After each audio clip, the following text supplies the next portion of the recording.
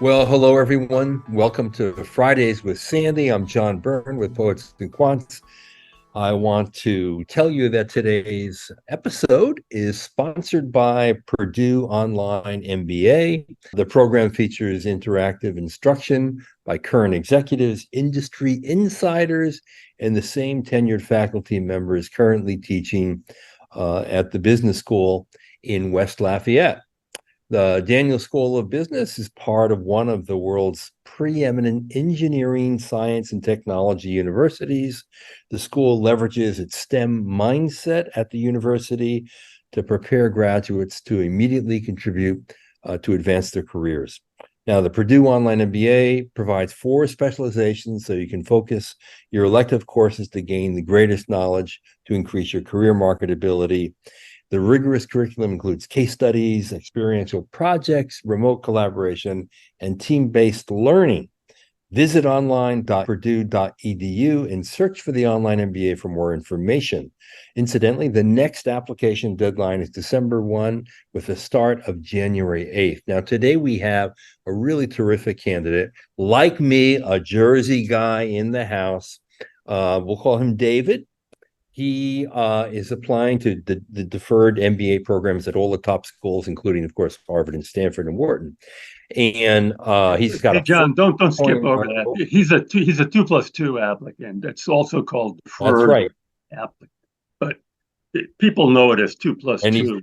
What that means is 2+2 at you, Harvard. you get And he's admitted, got a, and then you yep, graduate college, and then you've got 2 years to do whatever you want, and then you start your business.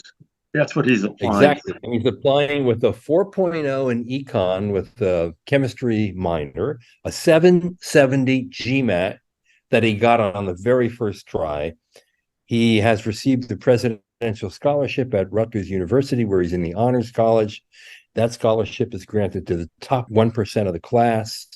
And he's got a highly selective job in consulting that he's going to enter as soon as he graduates in the spring. Sandy, what do you think? This guy walks on water, right? Come on. Yeah, for a white guy from New Jersey, he walks on water. Okay. Hey, is that a put down Jersey guys? No, it just means unexotic white guys. If you're a white Okay. guy from you know France, they'd go, that's interesting. Yeah. Aside from that, David, you've got very powerful statistics.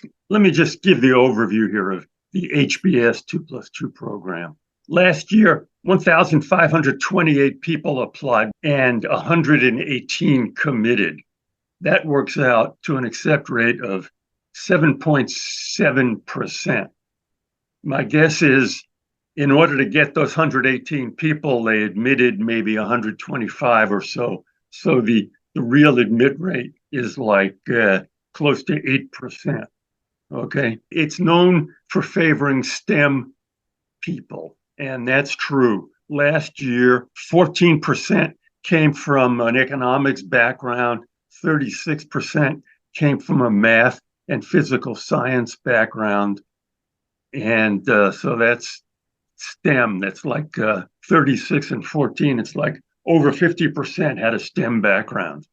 3% had an arts and humanities background. So, David, you're from economics. 14% of the people had an economics background, but I think it's a favored discipline. So, Plus, on his undergraduate transcript, he's got a lot of STEM courses because he was originally a pre-med student. yeah, you look. This is obviously very powerful. The way you're not going to get in, John. Tell him how he's not going to get in. They're going to invite you to interview, and if you don't do a good job one-on-one, you're not going to get in. I mean, there's no way you don't get invited. I mean, if you're not invited, it's a crime. Okay. Yeah, You will get interviewed. I believe he'll get interviewed. If you told me you didn't get interviewed, I'd be surprised, but I wouldn't say that's the craziest thing I've ever heard. So let's run this as if it's a kind of a mock interview, just to help you out. Very often, the first question they ask is, "Could you just walk me through your resume? Are you able to do that?" Yeah, I can do that. And just before I get into it, I just want to preface that I haven't been preparing for interviews yet. I'm currently at the stage of the essay writing for my application, so it's a little bit rough. I apologize. But yeah, to walk through my resume, I'm a current senior majoring in economics at Rutgers. Though I'm an economics major, I have almost as much coursework in the hard sciences as well through being on the former pre-med track as well as having a chemistry minor. My experiences are fairly dynamic and interdisciplinary. Because I came into Rutgers on the pre-med track, I started with experiences in research that taught me the Hey, problem buddy, solving. you're not walking us through your resume. You're starting your resume and walking sideways and bragging and not talking.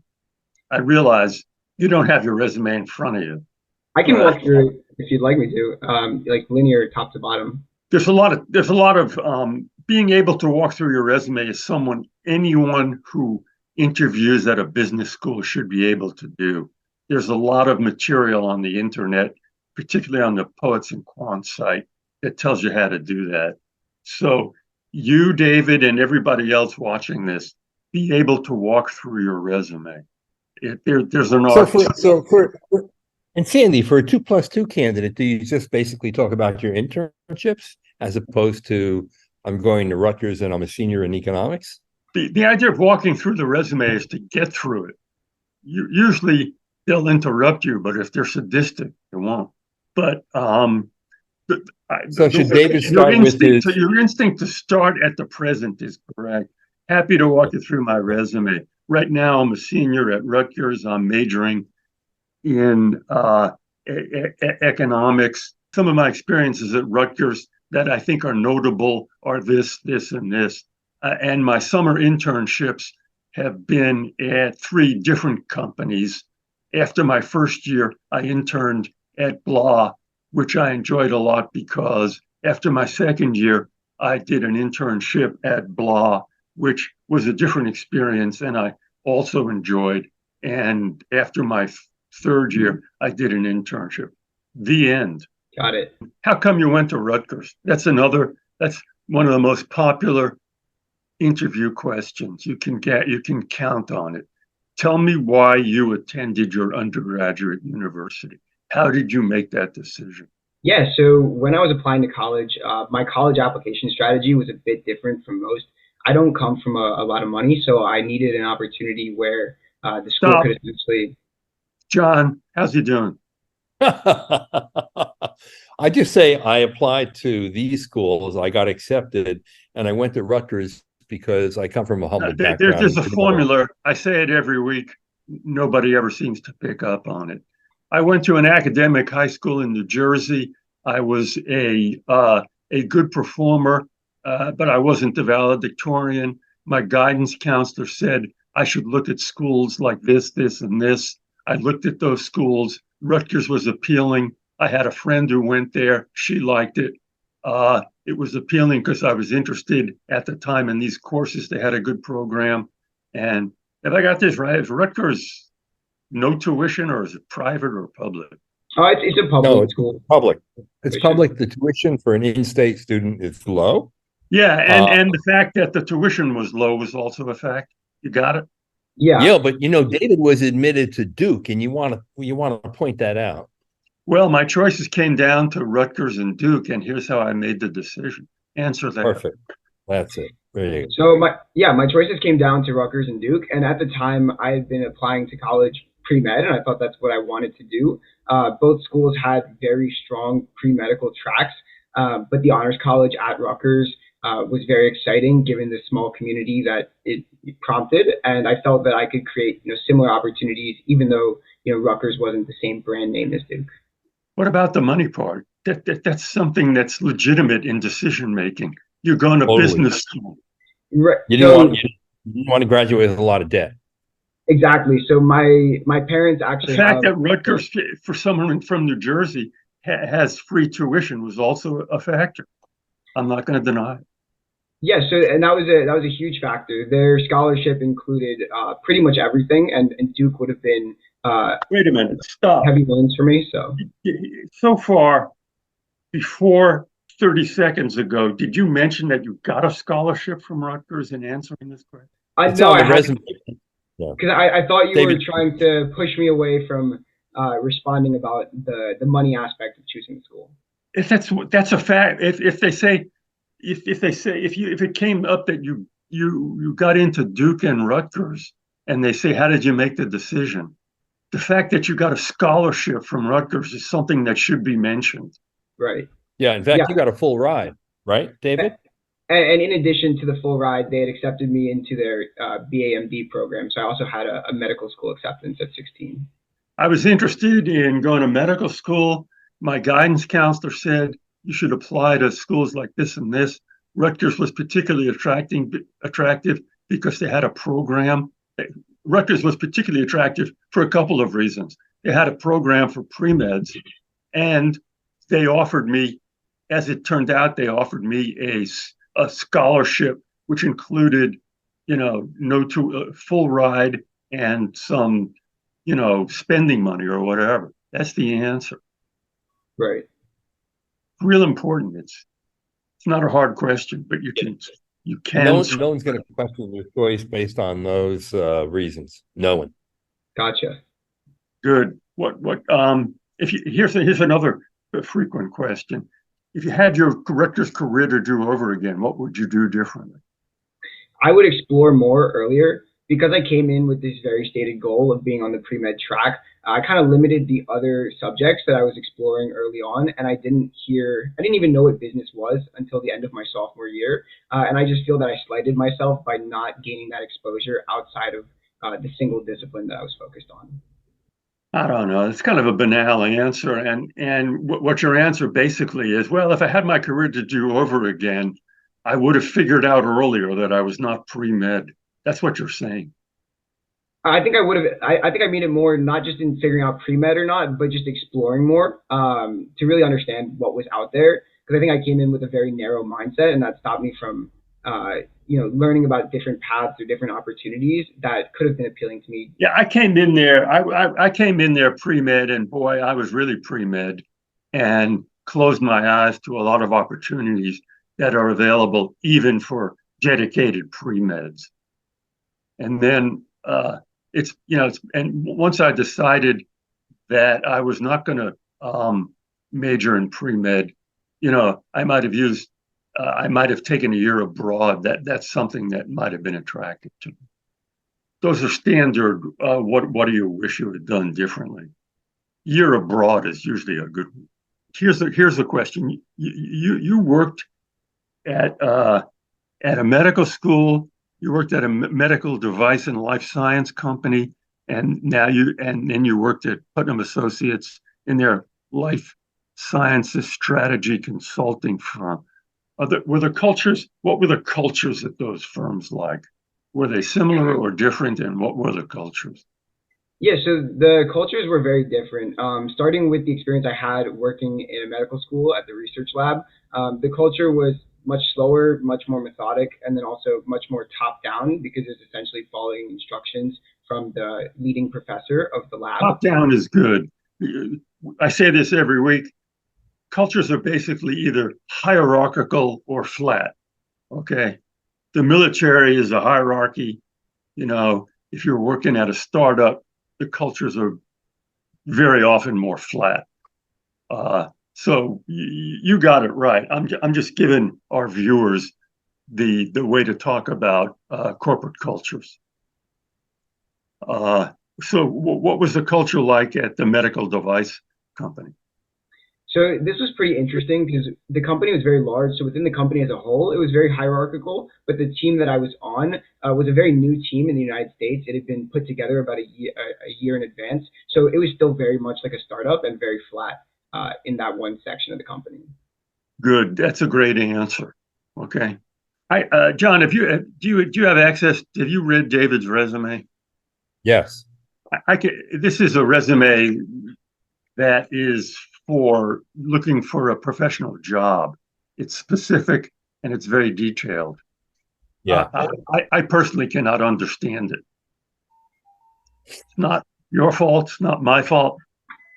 But when you say that the thing you did at Putnam was developed an end-to-end operational map for the launch of a top pharma company's novel cancer therapy by synthesizing 30 plus client research documents, resulting in the identification and resolution of 50 plus knowledge gaps and pain points in the launch process. TMI and too much jargon. Yeah, I mean, what did you do? Yeah, so this project, we were helping a pharmaceutical company understand what that customer process looks like from the second the drug is launched on the market to how that patient actually receives the treatment and goes through their therapy. And so we were Stop right there. I don't understand what you just said. Do you, John? Customer expectations for the product and how it's used. Is that basically it? I think it was more of like developing a roadmap of what it's going to look like when this product gets used and trying to figure out, where there were problematic steps or where our client didn't understand how that process looked like. That way they could better. What was the product? It was an oncology drug that's a bit complex to administer because it requires multiple doctors. Oh boy. Yeah. Wait a minute. It's an oncology drug that it's not a pill. It's a procedure. Yes. Good word to use in this context. It explains a lot. Yeah, because crazy. That's much more complicated and involved. It's better than end-to-end operational map. You got to get rid of that kind of detail and that kind of jargon. And in the interview, if they ask you, then you explain in very layman's terms what you did. Keep it out of the resume. Gotcha. Sandy, you didn't ask the most obvious question. He's going to be asked this question. Why did you quit pre-med and go econ? Yeah, thank you, John. That's excellent. That is a good question. And so the fact of the matter was, being pre-med is a very long path and you have to be in love with the exact work that you're doing. But for me, it was the qualities of the work that I liked more. So I really enjoyed how much you learn on the pathway. I enjoyed how much of an impact you make. I don't understand what you're saying. Do you understand what he's saying now? Yeah, I do, but it can be explained more simply, probably. What you cannot do, what you can never do in an interview, a business school interview, you never diss anything. So if the question is, why did you transfer from school A to school B? You never say anything bad about school A. Okay, that's just the rules of the road. So you say, I enjoyed my pre-med courses and they were interesting and exciting. And in the course of my years as a pre-med, I spoke to a lot of my classmates and a lot of doctors. And I just decided that I didn't have it in me to become a doctor, even though I deeply admired them. I became more interested in things like this. It's a very tough question to answer. Hey, John, could you do better? I'm not daring. No, I think that's a good answer. That's a good answer. Yeah. I enjoyed the coursework. I enjoyed meeting the people. I just had to be honest with myself and said this. I'm not. I don't have that inner gem, that hard flame that a great doctor needs.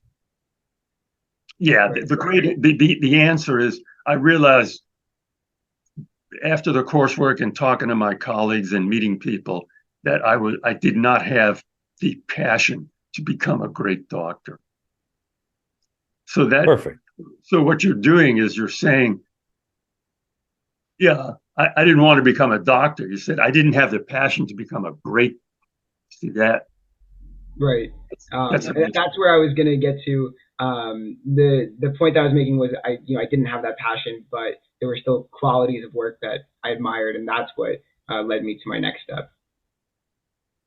It's a tough question to answer, and answer the question immediately. In your case, that goes triple.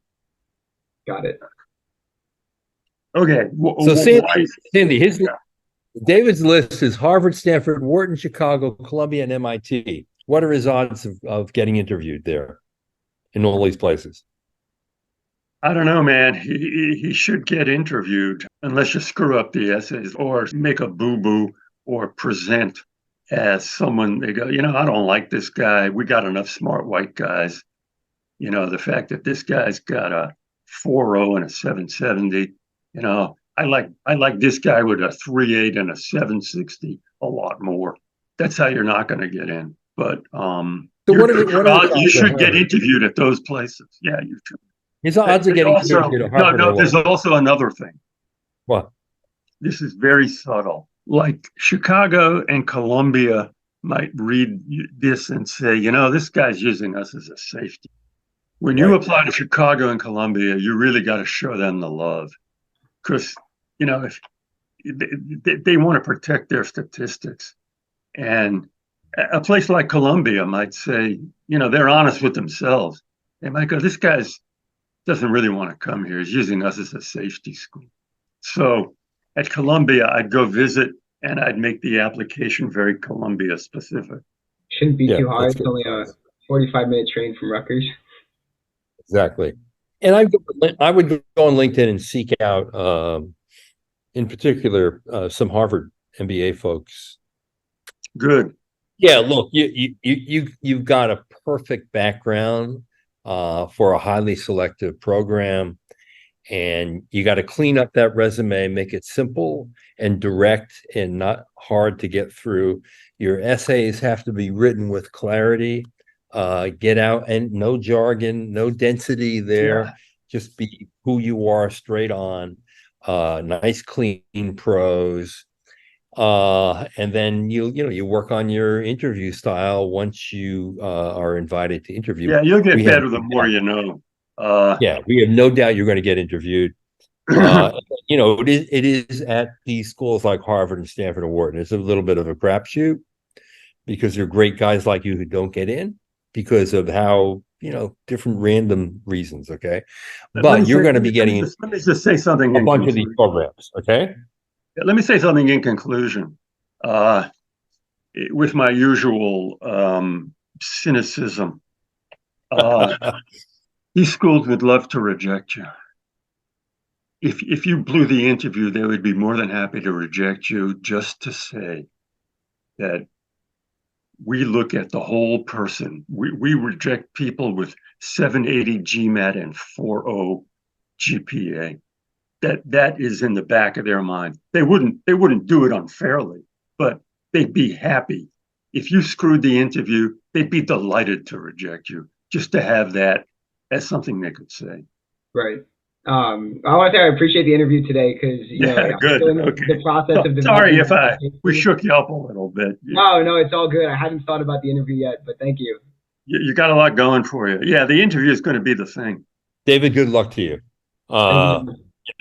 One Jersey guy to another, you're going to get into half of these schools, and the hard choice will be deciding where you go. If you don't get into, where. And for all of you out there, thanks for watching today's episode. Remind you again, we're sponsored by Purdue Online MBA. The program features interactive instruction by current executives, industry leaders, and the same tenured faculty members who teach at the Daniels School of Business in West Lafayette. That school is part of the world's preeminent engineering, science, and technology universities. The school leverages its STEM mindset at the university to prepare its graduates to immediately contribute to advance their careers. The Purdue Online MBA provides 4 specializations so you can focus on your passion and what you want to pursue your career in. It's a rigorous curriculum that includes case studies, experiential projects, remote collaboration, and team-based learning. Visit online.purdue.edu and search for the Online MBA for more information. Meantime, the next application deadline is December 1 with the start of January 8th. Thanks for watching.